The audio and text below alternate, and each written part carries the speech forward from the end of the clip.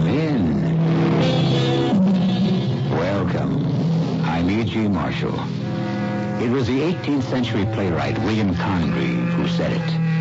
See how love and murder will out. And although a quarter of a century intervened before they did, that's what this story is all about. Appropriately enough, it starts with the more violent of the two. Hold it, you! Freeze! If that's the way you want it, buster. Hey, what's going on? Okay, mister, you started it. Just no more sudden moves. And kill that heater. It's all right. Don't let the plainclothes fool you. I'm police. Detective Joe Lombardi, 45th. What is it, Barney? A hold-up? No, nothing like that. He's just a screwy neighborhood kid trying to pull a fast one for kicks. Hey, Joe! What you want to do that for? You killed him.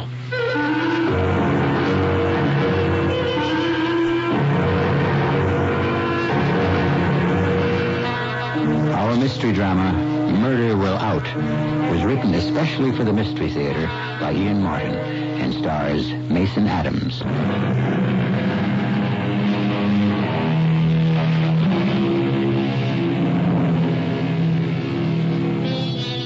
In the city of New York, the police pride themselves on not being a police force, but a police service.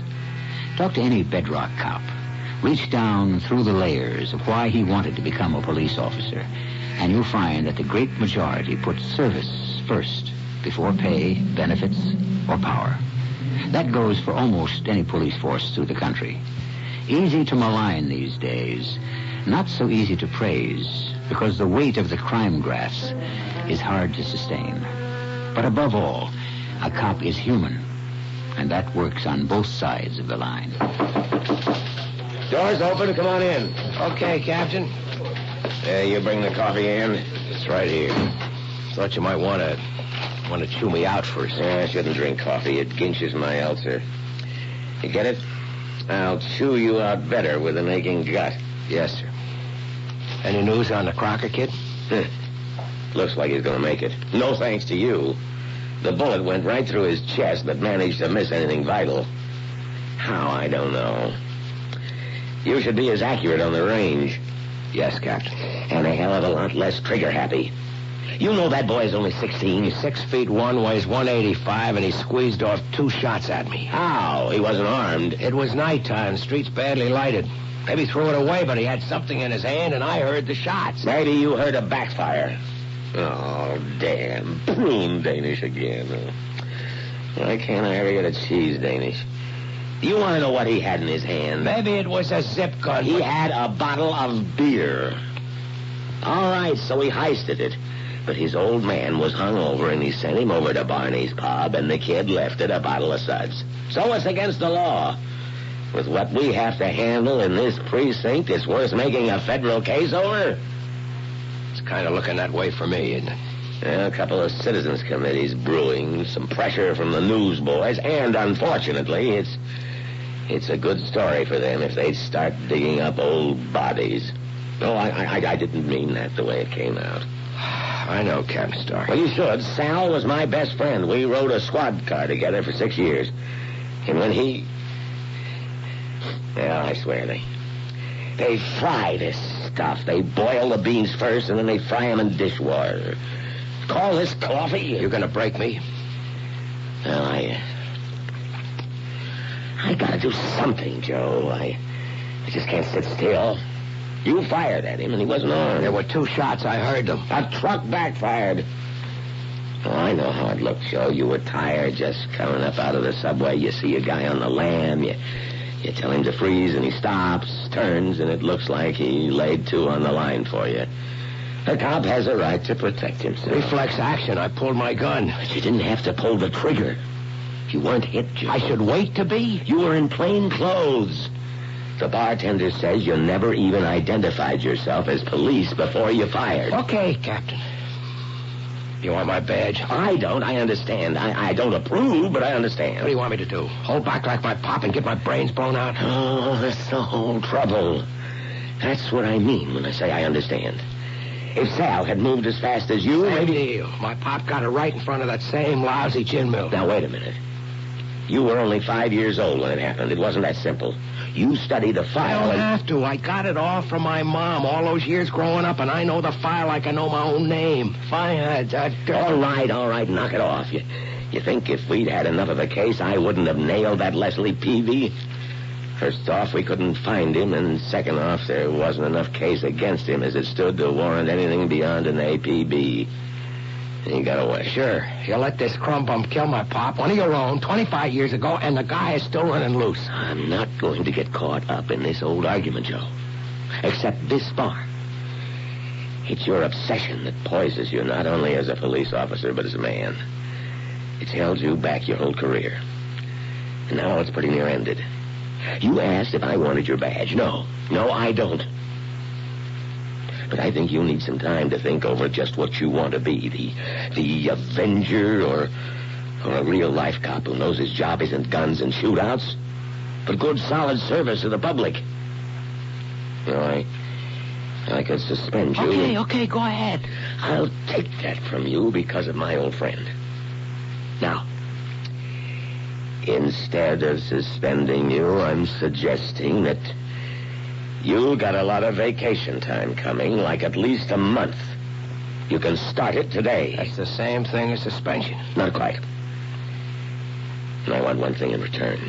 What? I want you to forget you're a cop for the next 4 weeks and try to get to know yourself, Joe. Wake up. Wake up, wipe the slate, lock your gun in a drawer. Learn to be a real human being. Okay, that's it. You're off duty as of right now. I left the office choked with bile right up to the back of my tongue. I shouldn't have been mad at the old man, but I was. He said he understood, but he didn't. It's my private war. I got as many citations as I have call-downs, censures. So maybe I'll never make it beyond detective third grade. Who cares? If I can't get the guy who rubbed out my father, I'll get enough to make up for it. And thinking all this, I'm back at the stop order book, running through its well-thumbed pages, back to that screwball name listed as having a warrant out on him even after 25 years. Leslie Peavy. And suddenly, I know what I'm going to do with that vacation I don't want. Morning, Green. Hi, Joe. May have XB31407, huh? Again? You know, Officer Green, you ought to take a tip from your predecessor, old Bunky. He just learned not even to ask when I came in, but went straight to the files and got it. Okay, but don't get so uptight, Detective Third Grade Lombardi. I'll get your file for you. What you need it for beats me. You've seen it often enough, you ought to know it by heart. Here you are, XB3-1407. Thanks. For the file, not the smart talk. What are you breaking out on spots for? Oh, did that kid you wing buy it? Nope. He's gonna make it. Oh, thank the Lord. Maybe. Maybe he wasn't up to anything this time, but he will be. I know the type. I can smell him. I can feel him. And someday, maybe some other cop will just give him enough of a break to get his ticket canceled. Because that time it won't be a beer bottle in his hand. It'll be real heat. Saturday special hideout gun, anything that shoots bullets and kills. What's the matter, Joe? Did they set you down for what happened? No. Well, then how come you're so bitter? I mean, well, it's none of my business, but you're a good-looking young guy, and I know you got a sense of humor. Catch you off guard, you can be real nice. How come you get so little out of it? Why don't you have a girl, Joe? Why aren't you married? You know what's in this file, Green? Well, it's 25 years old. I haven't caught up on all my reading yet. Well, I'll fill you in. You see, my pop trusted people. He gave him a break anyways. So one night he's coming home, same as I was last night, out of the same lousy subway by that same lousy gin mill. And he stops in for a beer. And there's nobody else there except Barney Saunders, the same bartender that came out last night. And this Leslie Peavy, see? Peavy has a gun, see? And he's holding up to it. So my pop, see, he was a uniformed cop, but he was off duty in civvies. He pulls his own gun and he tells the Peavy crumb bun to drop his. The guy turns around, and before my pop gets a chance to do anything more, Peavy kicks a stool into his gut, And he takes out of there on a lamb. And Pop follows and sees him heading for the corner, and he yells at these police to stop. He fires one warning shot in the air, and this heist artist turns and squeezes one off that takes my pup right in the... It's okay, Joe. I understand. Look, why don't you let it go, Joe? You're going to carry a monkey like that on your back all your life?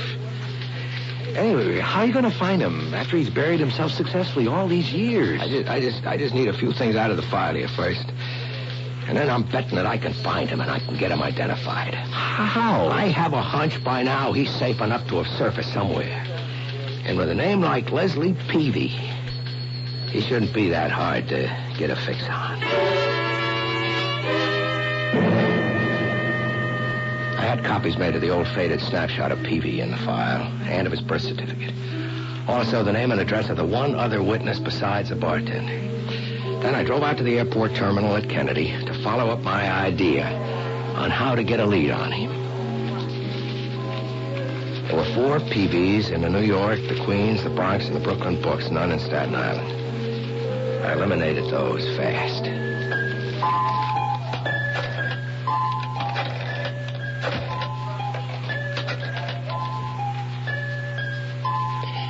Could I talk to Mr. Peavy, please? He's no longer at this number.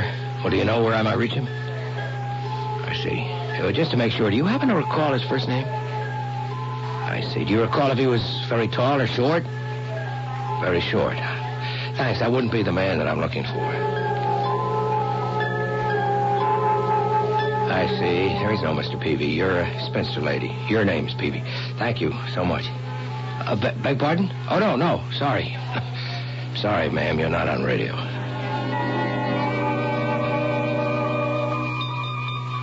Sorry to hear that. Recently? Are you just leaving to inter the body now? I see. And I did get the name right. That was Leslie Peavy. John Bramble Peavy. No, I'm happy to say he's not the man that I'm looking for. Well, I hadn't thought it would be that easy. I took out my notebook and pencil and started through the directories. 138 of them. I took my list. I went home to start running up a phone bill.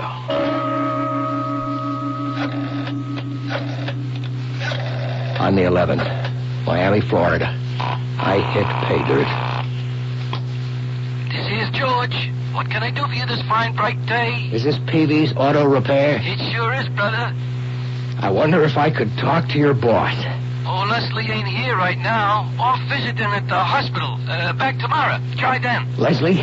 Leslie Peavy? Yeah, that's the name. Excuse me, but we're busy.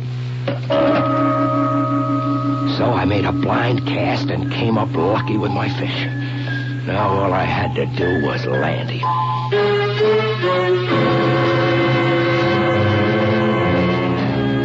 A quarter of a century, and suddenly, with the effort and small expense of a few phone calls, a man buried in anonymity is turned up. It seems almost too easy. Or to bring up another metaphor, first catch your hare, then skin him. This is only the beginning of Joe's compulsive quest for vengeance. I'll return shortly with Act 2.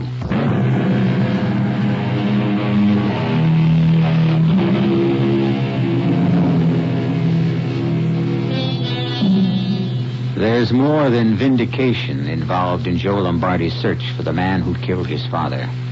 That happened 25 years ago, and time is supposed to heal all wounds.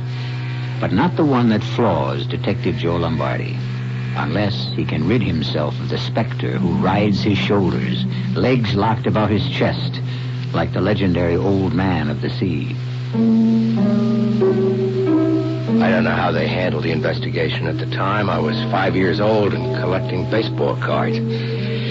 All I knew this time, I was going to prepare a foolproof case before I made my move. I was the fool thinking it was that easy. First place I went, naturally, was to the pub to talk to Barney. You know who I am, Barney? Sure. Barney, you knew this Leslie Peavy that shot my old man. No, not all that much. Maybe I seen him a time or two in a bar before the night he tried to rob me, but don't get me wrong. He was no habitué. But you could recognize him, like in this picture. Detective Lombardi, come on. Yeah, maybe 25 years ago he looked something like that.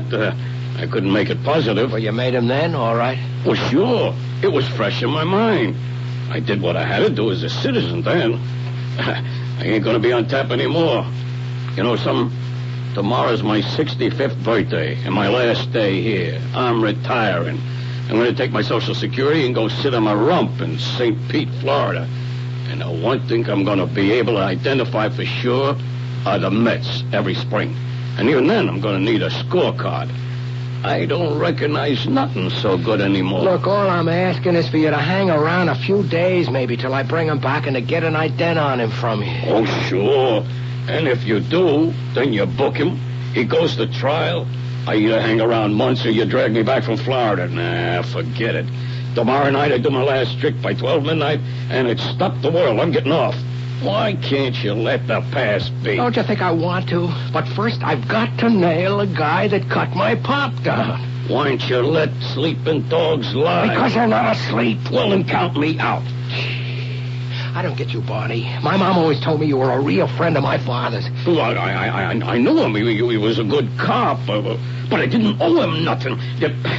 I mean, he was a customer and I was the bartender, like that. How come you suddenly have a stake to retire, Barney? I thought the bookies had you nailed to the wall. Well, you know how it is. You lose a little, you win a little. Not the word I get. You wouldn't be running a little numbers bank out of here. No, nothing like that. Look, I'm 65. I got my Social Security just like any other citizen. Okay, I won't press you, Barney. Well, thanks for the favor. Well, now you can do me one in return. How's that? St. Petersburg. It's not so far from where I think I found my man. I'll pay your fare by limousine if you want it, for you to come over and tell me whether I'm right or wrong. Oh, no. I already told you I wouldn't know him from the next guy, and I ain't getting involved. I got a lot less future than you left, and that's all I care about. Now, come on, get out of my life. I walked away from Barney so frustrated, I wanted to put my fist through a wall. Why would he want to back down on such a simple request? Something about his attitude, the way he wouldn't look me in the eye, the defensive anger, all of them signs to any good detective that he was covering up something. But what? And why? There's no way I could sweat it out of him. He hadn't broken any law I know of. He had his rights. But I had to forget about Barney for the moment. There was one more witness to go. Sunnyside, Long Island, a street that was a row of two family houses. One of them was where the cab driver lived who saw my father get shot, if he was still alive.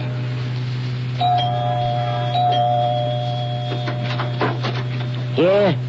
I'm Detective Lombardi, 45th Detective? Oh, now, here are my credentials. Nothing to be scared of, Buster. Oh, I don't see how there could be. We ain't done nothing Of wrong. course not. Just want to ask you a few questions. I called earlier, but there was no one home. You know, I just got back from work.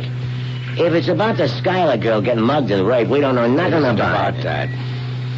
First, is this the home of Mr. Louis Bratman? Yeah, I'm his son. He's a cab driver? Well, he was. He's retired now. I'd like to ask him a few questions. Well, he ain't home. He's out taking a walk.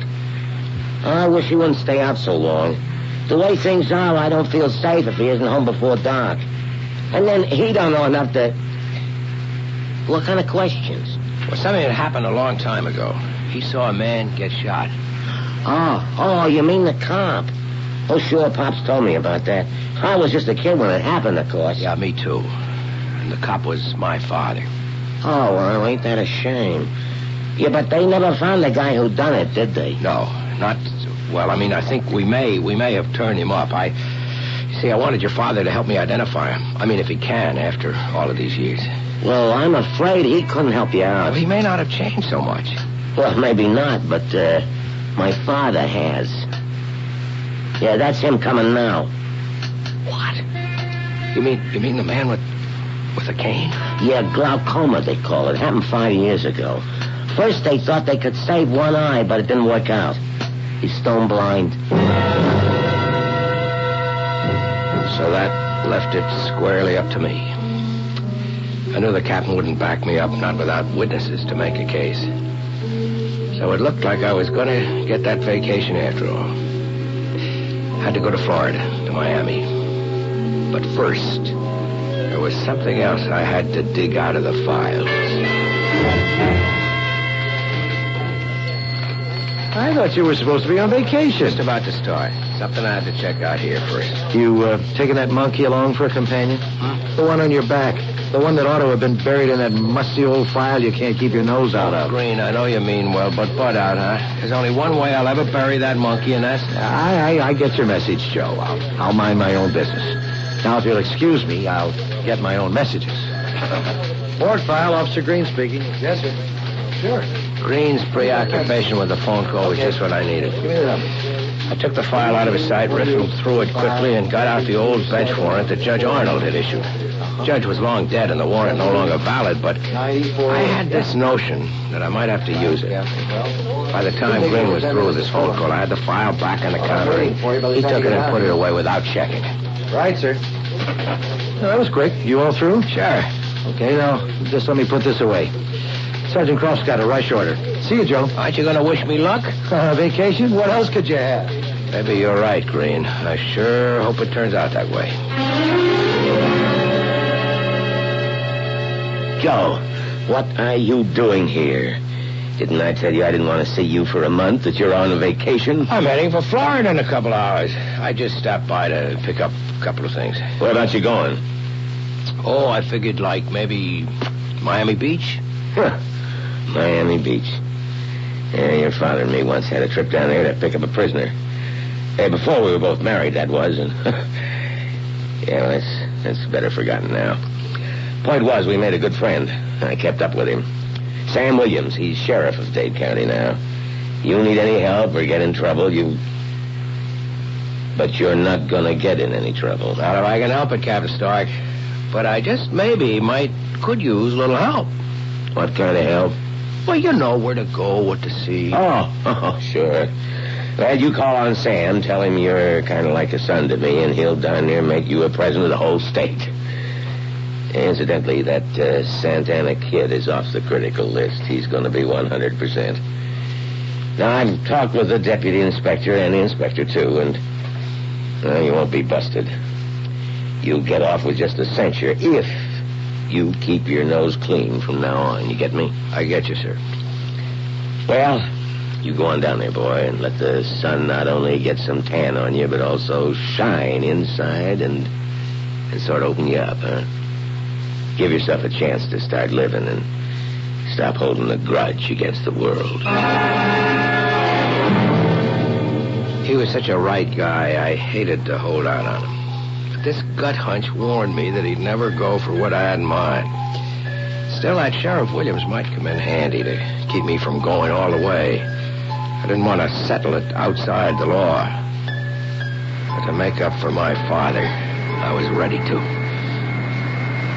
On the plane, speeding south, I closed my eyes and I tried to imagine what Leslie Peavy would look like now. And just how I'd react when I came face to face with the guy who put a bullet through my father's head. Thinking about it, I was conscious, very conscious of the empty shoulder holster and my gun checked out with the pilot. By the time we landed, it wouldn't be empty anymore. I'd have my gun back with no license to use it in the state of Florida, which didn't mean that I wouldn't. I took a bus that turned on Collins Avenue away from the beach, and I ran a good piece before the driver nodded to me to get off. Peavy's auto repair shop had a gas station with it, and it could have used some paint. A couple of cars on the lifts and a bald-headed guy with a permanently peeling red freckled scalp was pumping gas. I walked over to him as the car he was servicing pulled away. Yes, sir. Hello and welcome to Miami. What'll it be? Gas, oil, wipe your windshield, or are you looking for the men's room? A comic. Just try to keep the days bright. Call me George. What can I do for you? Want to talk to the boss. Leslie Peavy, right? Right. And I wouldn't blame you for wanting to. You'll find a boss right there in the office. Just march on in. I got me a grease job I got to finish. The moment was here at last. I could feel a knot in my stomach. The gun under my arm, as hot as if I'd left it out in the sun to bake. I headed on in to meet a name I'd known all my life. As long as I could remember.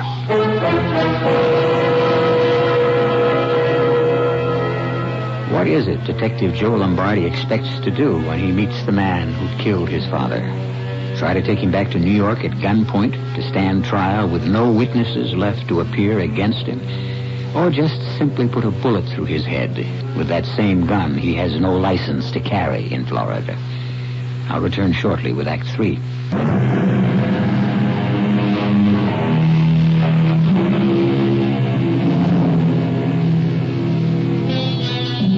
For a moment, Joe Lombardi stops at the glass door looking into the office. There's a small, trim blonde girl sitting working over some books at a desk. The rest of the office is beyond his sight line round a corner. He hesitates because of the girl. There's something about her that somehow dissipates his sense of mission. A sudden aching longing that if this were only a vacation, this is the girl he would want to meet on it.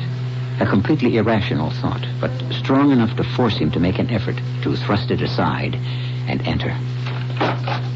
Good afternoon. Can I help you? Yes, I'm looking for a Leslie Peavy. Not anymore, you aren't. What does that mean? It's like a joke. You're not looking for, you're looking at.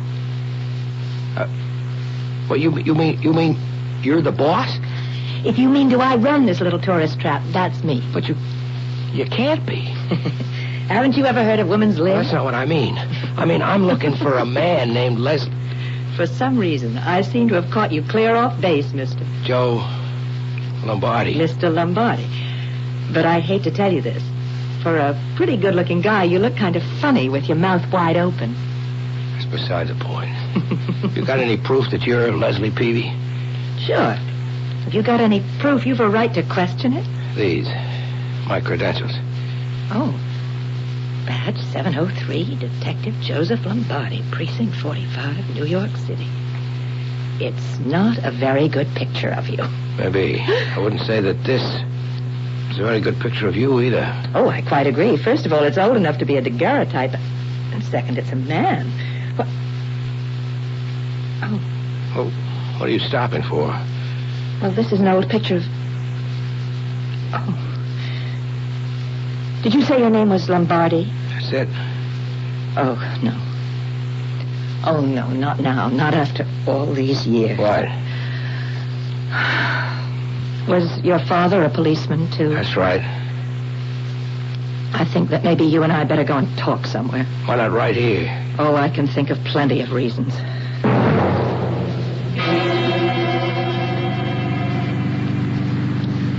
You see, I never knew about you and your father till a couple of years ago, Detective. My mother died when I was born, and I've just always grown up thinking that my last name was Chalmers. Chalmers? Well, that was my mother's maiden name, as I found out. How did you find out? Well, things were kind of rough for Dad and me while I was growing up. I never understood why he couldn't get better jobs. He had the ability. But he seemed so afraid of people, and we always lived in such small towns that a man just had to take what he could get. When did you learn your real name? About 6 years ago. My dad had a cousin who owned a gas station or auto repair, whatever you want to call it, and he died, and he left it to my father. And that's when that's when I first learned that my real name was Peavy. I mean, in order to make it legal and everything. My dad couldn't inherit without telling who he really was. You mean he had to produce his birth certificate, things like that? Yes, of course.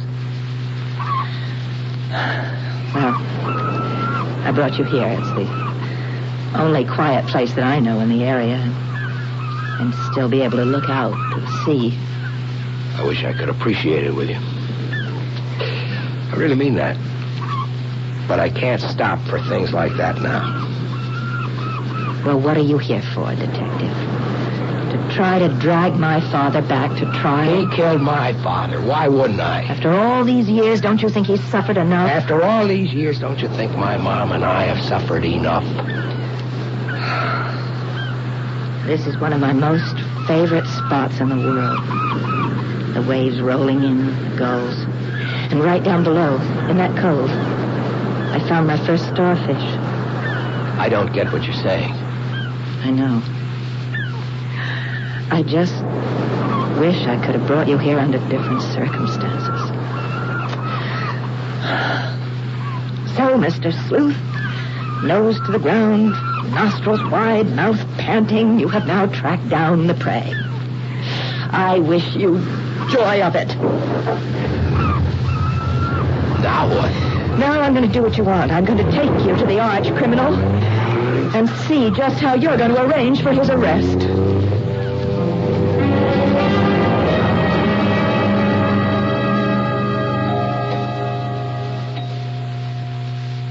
What are we doing here? This is what is known as a hospital for chronic cases. We are going to visit my father in the terminal ward. What's the matter with him? He has cancer. Incurable. Don't be surprised that he doesn't speak in the most dulcet tones. His larynx is affected, too.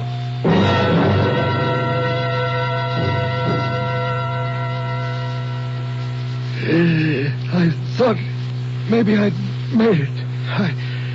I cheated you long enough so I'd be gone and my daughter wouldn't get hurt. It isn't that easy. You killed my father, didn't you? Yes. Mr. Peavy, nobody wants to kick a man when he's down. But my father, all my life I wanted to make up for him that someone took him out for no reason and wrecked my life and my mother's. Your father was a fine policeman. Right, Detective? No one finer. So leave it that way. Now, wait a minute, Dad. Just leave it that way, Leslie. How about you, Detective? You gonna let it lay? Why should I? Because nothing you could do could make me pay more than I already have for that stupid act. I might as well have been in jail for 35 years. One good thing was my daughter here. Leslie, the only person you can hurt is her. Give her a break, please. I can't. I'm a cop. It's my duty. I'm not going to take this. Not for myself. I don't care. But for you, Dad. Tell him the truth. I can't. He wouldn't believe me anyway. Well, then I will. Listen to me, Mr. Tough Detective. My father shot your father in self-defense. He tried to kill him first. Sorry, Miss Peavy, it won't wash. My father fired a warning shot in the air. Oh, the hell he did. There were 2 witnesses. They saw the whole thing. Then they lied. Why would they lie? Because everybody knew about your father, that he was trigger-happy. All right, that is enough. I don't blame you for trying to protect your own, but I don't take that from anyone. How could you know anyway? Because I told her, of course, when I had to tell her my real name. Which brings us round full circle again. Okay. Dad, you're in pain. Let me get the nurse. Not for a moment. Let's try to get this straight first. What really happened that night? I was a pretty wild kid.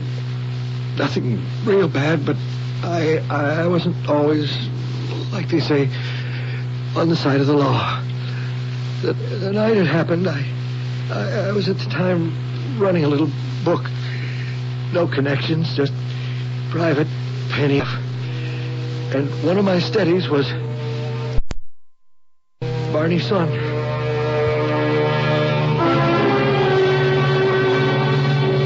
I'll spare you the agony his daughter and I went through listening to that tortured story from a dying man.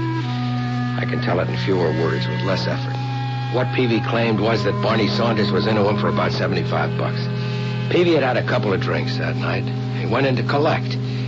Barney claimed that he didn't have the dough. He opened the cash register to prove it. And there was a gun, unregistered, in there. And to throw a scare into Barney, Peavy lifted it and threatened if he didn't pay up, he'd have him rubbed out. And that's when my pop came in. Peavy recognized him. Barney pulled the fake hold-up line, and Peavy lost his head and took it on the lam. In his story, when Pop squeezed off the shot, it went right by his ear, and he could hear it hit metal somewhere and ricochet. With sheer reflex action, it turned back, fire in return, knowing, as he claimed, my father's reputation. I wouldn't even have listened to the story except for two things. I swear, I never meant it. I never fired a gun in my life. Didn't even know how to aim it. If you were all that innocent, how come you didn't hang around to defend yourself? You kidding? You know what happens to a cop killer? What can I prove? And when I read in the papers that Barney and the cab driver lied, I knew I was cooked. I took it on the lam. But just the same... What do you want to do? Kill him yourself with your questions? Can't you face the truth when you hear it? It isn't all that easy. So, what do you plan to do? First of all, I've got to make a phone call.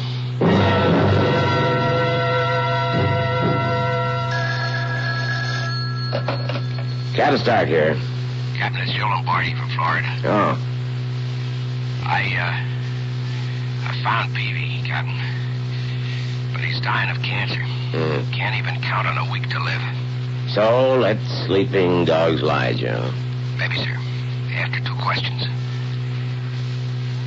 Was my father as trigger-happy as you think I am? Why do you ask? That's the second question. I always had a notion you dragged your feet some on the case. Was it because that first shot Pop fired wasn't straight in the air? Now, Joe, we all make decisions and, well, we make mistakes. Sal was my friend. I wanted to protect his memory. And remember, I had no sure proof. Just about where Peavy was standing when he fired, there was a lamppost with a fresh scar on the paint right down to the steel. Could have been made by a bullet, but it ricocheted, of course, so... Well, who's to tell? We never found that bullet. Thanks, Captain. Now, Joe, wait a minute. What are you going to do? I don't know. Captain, I just plain don't know.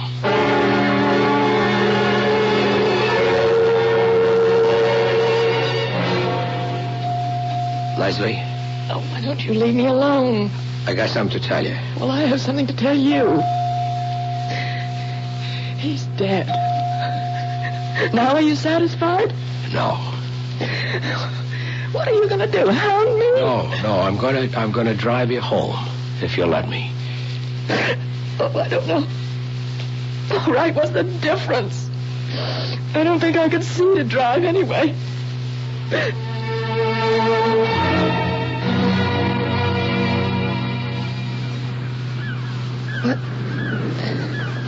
What made you drive back here? I don't know. Good place for confession, maybe. Confession? I'm just like my father was. I can see that now. Oh, I had a big excuse to get back at the world, but that wasn't really me. Well, who was it? I was a kid trying to live up to a kind of idol that my mother built and who, heaven help her, wanted revenge and made me the way to get it.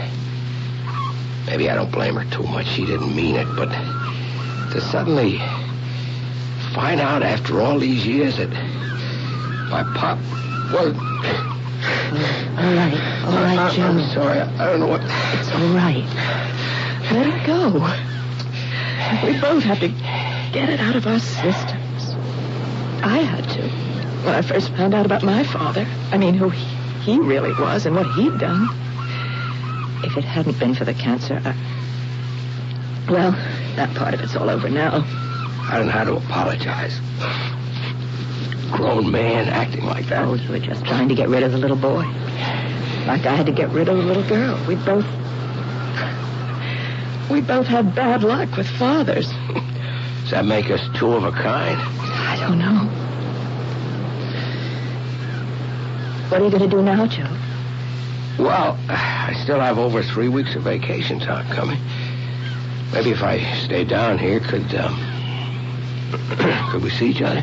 I guess we could. I have no one else. Me neither. Leslie Peavy and Joe Lombardi. The last two people I ever figured could make a deal. Wait a minute. Let's not rush things. Who's rushing anything? We've got 3 whole weeks.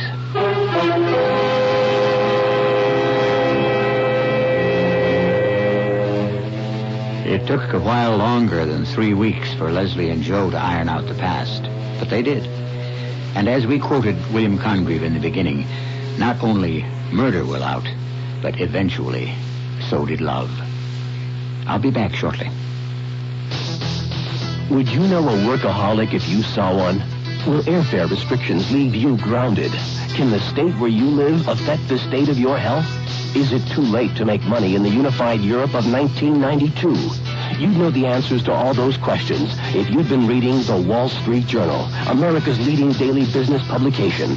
Every business day, the Journal tells you what's news and who's news in big business, small business, in real estate, marketing, technology, and the law. The Wall Street Journal gives you all the business news you need in 3 easy-to-read sections organized to save you time. Subscribe now to the Wall Street Journal and take advantage of this special introductory offer. 12 weeks, just $29.75. Only $29.75 for 12 weeks of the Journal. Call toll-free 800-231-1800. Today's Wall Street Journal. Faster, tougher, smarter. Call 800-231-1800 now. Since 1941, whenever our troops needed a little bit of home, the USO was there. Ian, I also have regards from you boys from Betty Grable. Today, nearly 5 million military personnel and their families serving around the world still need to know that wherever they are, they're not forgotten. The USA still needs the USO, and the USO needs you.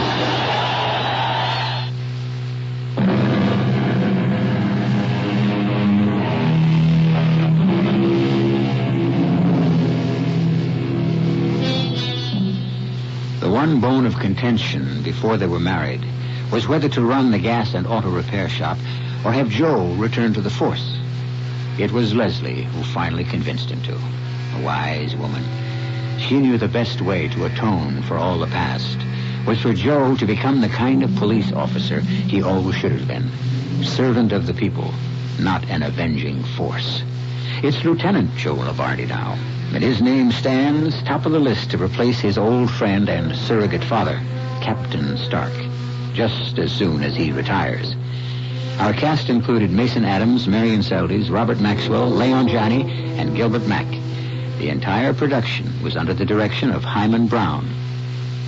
I was blind for 17 years with the use of a white cane. Only 2 years ago, I was reading Braille.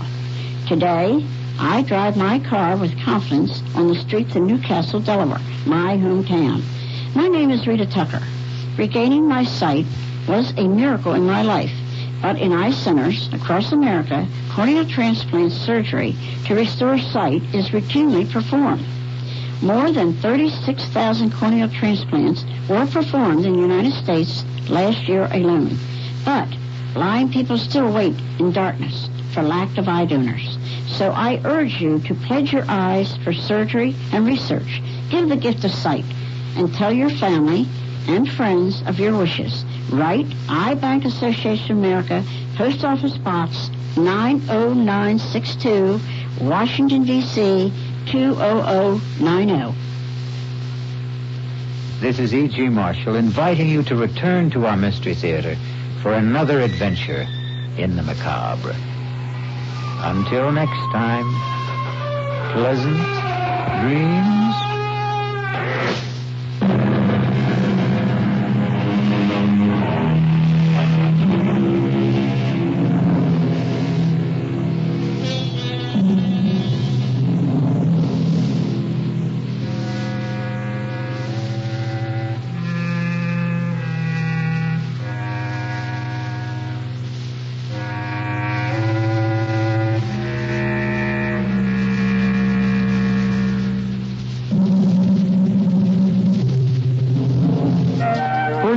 Park Adult and Community Education can help you discover yourself in programs where you can learn to read, get a high school diploma or GED. We offer free child care and counseling. Day and evening classes. Call 542-2535. Keeping you on top of your world. WWJ News Radio 95. When news breaks, there's only one radio station to listen to. WWJ News Radio 95. The quake hit at 5:04 this afternoon. It measured 7.0 on the Richter scale. Whether it happens across the continent or right in your own backyard. Power's been knocked out in parts of Metro Detroit, although for many people the blackout is over. For thousands of WWJ, News Radio 95 is there when it happens. With Michigan's